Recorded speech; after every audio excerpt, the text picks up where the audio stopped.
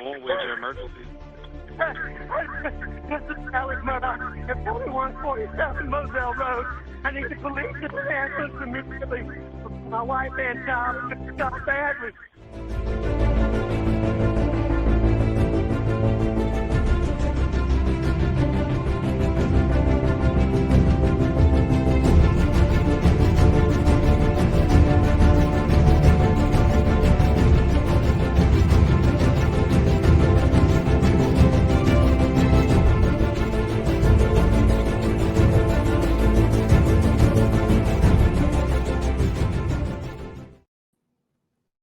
Well, good day, friend. I hope you're all doing well.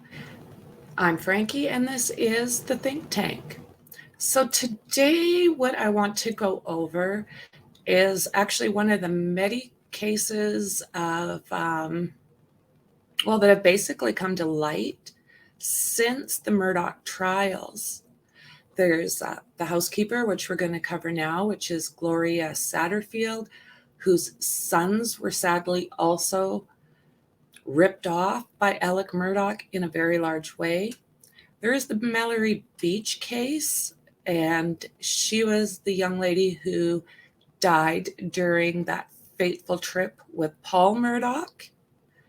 And there is also a young man by the name of Stephen Smith, who we'll also go over in an upcoming video. And the Murdaugh name has been brought up many times when it comes to his unaliving as well. So we're going to talk a little bit about Gloria here. So let's take a listen to this here to start. February 2, 2018.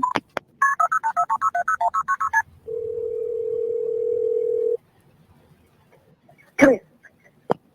911, where's your emergency? 4147 Moselle Road. Okay, can you give me the address one more time, make sure I got it right? Yes, 4147 Moselle Road. Okay, what's going on out there? I'm sorry? What's going on out there? So this is the voice of Maggie Murdaugh that you're hearing. And then the younger son, Paul, who was also unalive that evening, will be the voice following. A housekeeper has fallen and her head is bleeding. I cannot get her up. Okay, you said she's fallen. She's bleeding from the head? Yes. Okay. How old is she? I'm not sure, like 58 maybe. Do you know if she fell from standing or not? No. No. Where'd she fall from? She fell going up the steps, up the brick steps. Okay, so she outside or inside? Outside. Okay. How many steps is there? 8. Okay, is she on the ground or is she up near the She's top? on the ground. She's on the ground. She's on the ground. Is she conscious? No, not really. Is she awake at all? Yes. Okay.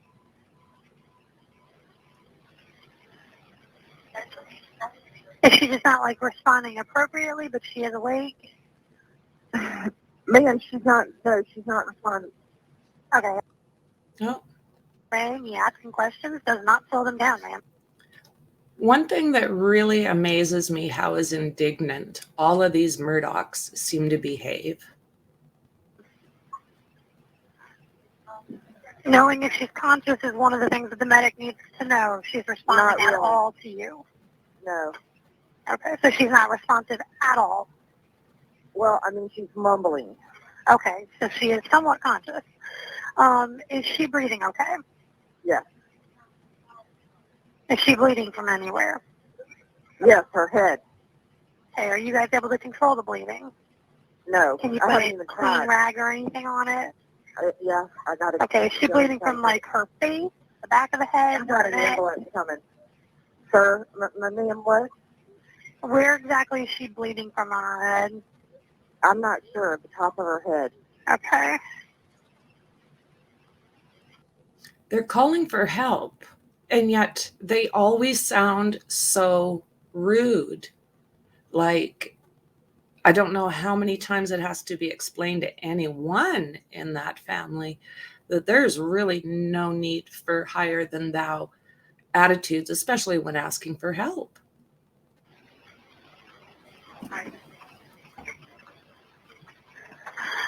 What's it Okay. okay? Oh, gosh.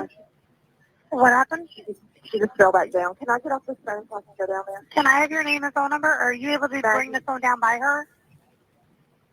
What? Or are you on a cell phone where you can walk down there I'm and on talk? a cell phone. No. Okay, can you bring it with you so we can ask her some questions about what kind of pain she's having?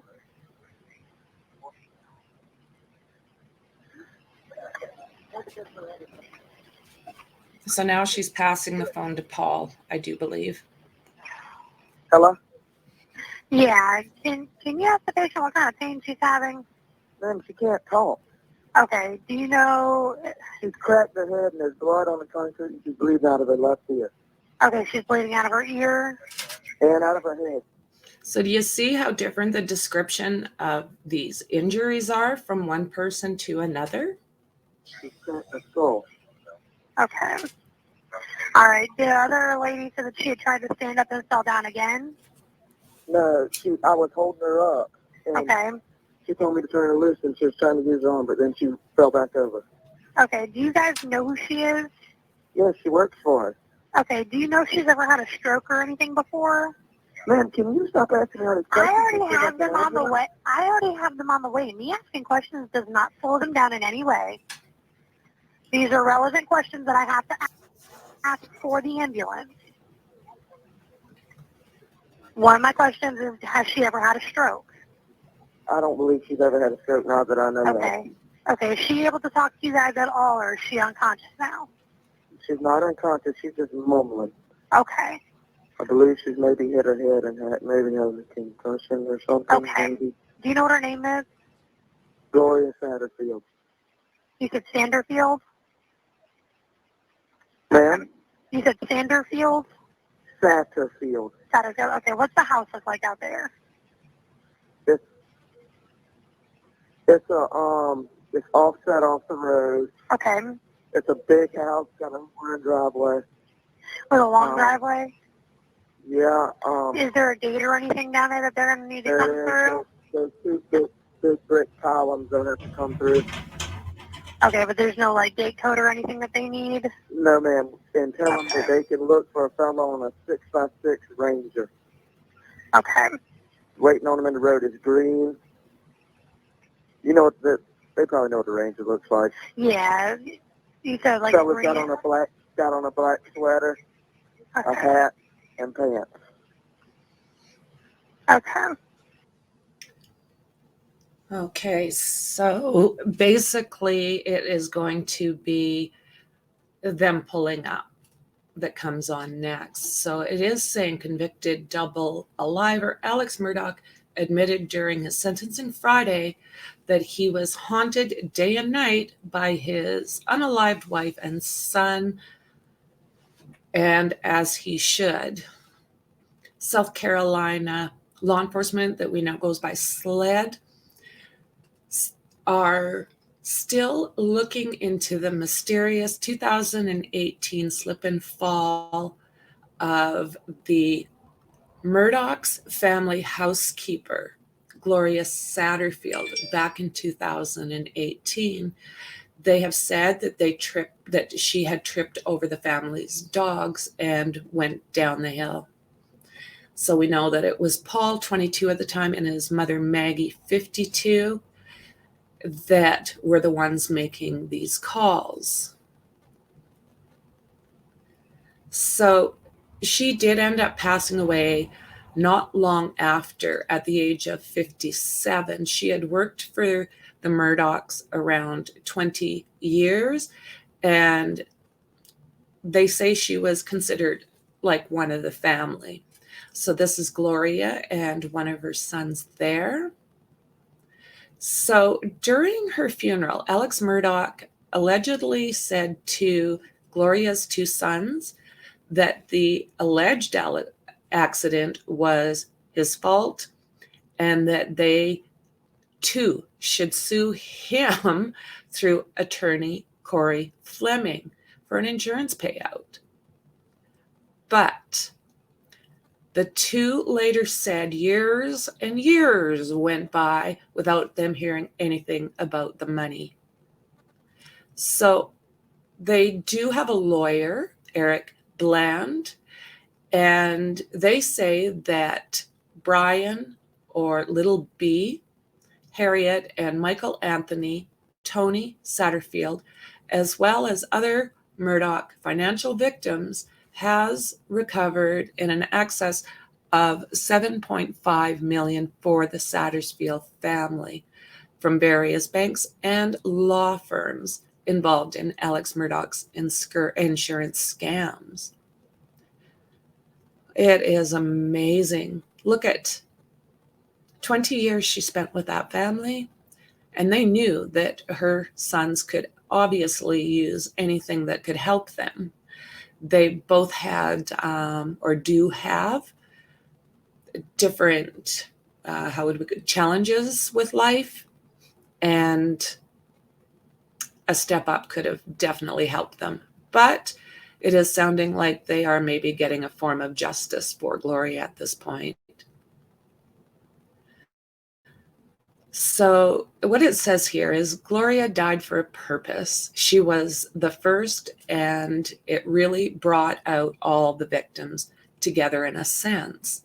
A foundation called Gloria's Gift that Bland's firm has donated to, along with private donors, hands out gifts to underprivileged children at Christmas, among other things. SLED opened a criminal investigation into Gloria Satterfield's death shortly after the lawsuit was filed, and after being told by local medical examiners that her death was not reported to the coroner at the time, nor was an autopsy performed. On the death certificate, the manner of death was ruled natural, which is extremely inconsistent with injuries sustained in a trip and fall accident. Bland, now this would be Eric Bland here, the attorney for the family, said that the Satterfield's family has given permission to SLED for her body to be exhumed, but he doesn't know when that'll happen. But when it does, it'll probably be in the middle of the night when the public doesn't know, to ensure dignity and privacy.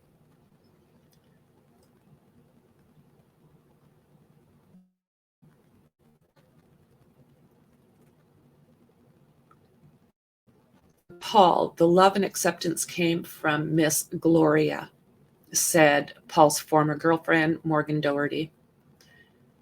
She said that she was probably the closest person to Paul, and said that Gloria worked for Paul's grandfather, Randolph, for years. And that's why Alec and Maggie had her start working for them. She basically raised Paul from the time he was 2. And this is how she was done, apparently. I do believe that Paul had original and strong feelings for her, as for the rest of them. I don't know their truth. I can never figure out their truth. So for now, that's what I'm going to talk about as far as Gloria goes. There's a little bit more diving that can be done, and I would like to do that. But right now, I just want to touch base basically on these cases that have basically come to light since Alec has been charged, convicted, and put into the Housekeeper for 30 years on 2 counts of unaliving, amongst other charges. As we know, there's also somewhere around 100 different financial crimes. Now, this is where Gloria's family fell into at the point of her death. So, friends, let me know what you think down below of what we've learned. We've learned about Alex Murdaugh's treatment of Gloria and her family. And do you think that this was an accident, or do you think this may have been in the realm of an unaliving? Let me know down below, friends. I appreciate you, and I'll see you in the next one. Bye.